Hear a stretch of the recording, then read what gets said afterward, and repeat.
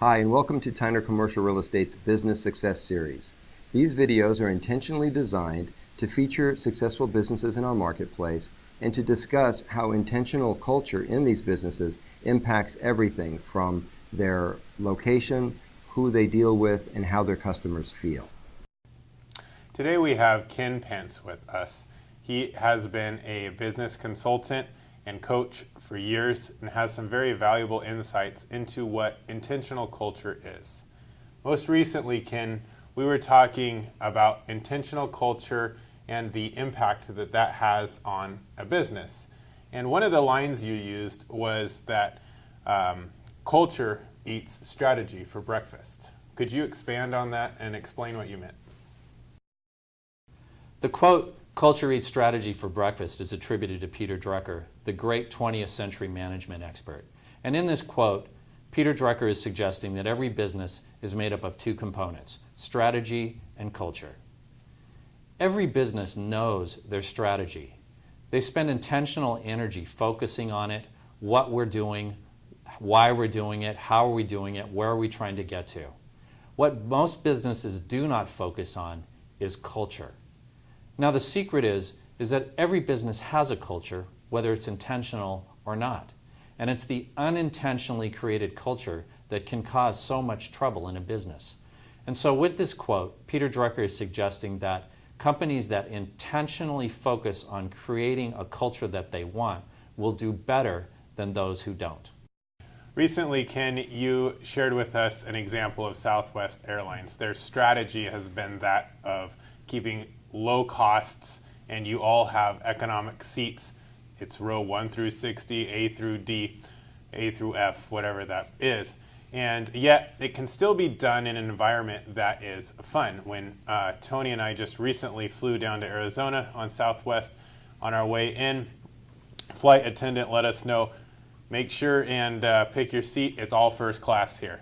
And when we were landing, we actually got in early, and the captain came on and said, we're in early, so next time if we're late, just chalk it up for even. You've also mentioned how Walgreens has a strategy, or I should say a culture, of people being happy in what they do, that they can't have a job that they don't like doing. That's fascinating to me. So talk to us a little bit more about intentional culture in the workplace. Recently I had an interview with the CEO of Fifth Planet Games. That was another thing that was quite interesting, hearing how they described their intentional culture and how it manifested in everything they did, from the space that they work in, to the people they hire, to how their customers and the people that play their games feel as a result of being involved with that company. Talk a little bit about that. Yeah, those are great examples of culture. Essentially what culture is the feel of the experience. It's what is it like to be in the space as an employee? What's it like to be a customer of the business? And the Southwest Airlines example is a great example of flying is not that exciting or fun for most of us. It's changed quite a bit, and somehow Southwest has been able to create a culture around that of fun, and so they give their flight attendants quite a bit of freedom in being able to sing songs and make jokes and even make fun of Southwest Airlines itself. The Walgreens example is another example. In Walgreens, employees are only allowed to do jobs that they enjoy doing. And if an employee is assigned to a task and they don't enjoy that task, they are charged to come back to their manager and say, I'm not really liking this so much. And they'll be reassigned.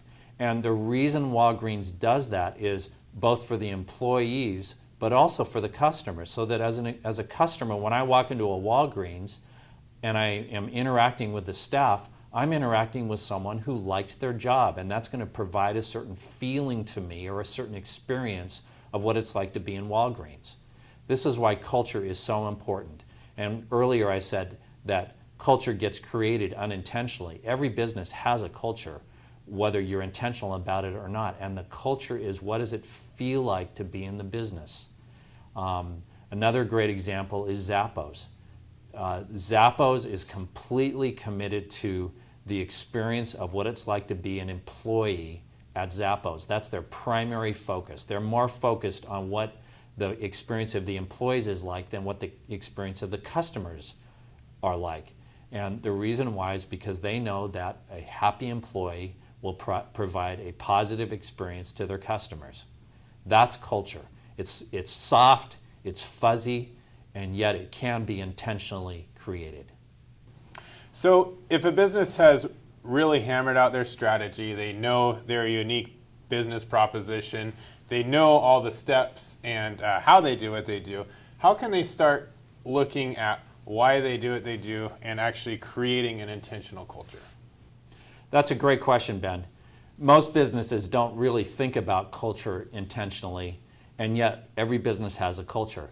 And so a business that has a strategy in place and comes to realize that it needs to intentionally create a culture, it's really difficult work because it's hard to measure ROIs on it. There's a lot of time investment.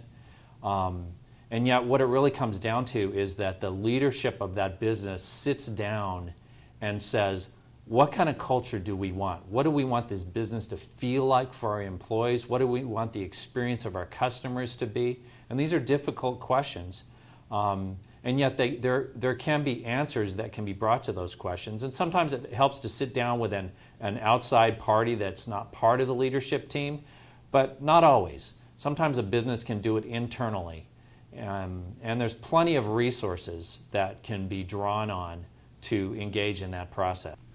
One of those resources we intend to provide is our Business Success Series. These interviews will be with local successful businesses who have created a culture that has given them a unique position in the marketplace and a unique feel for their clients and for their customers.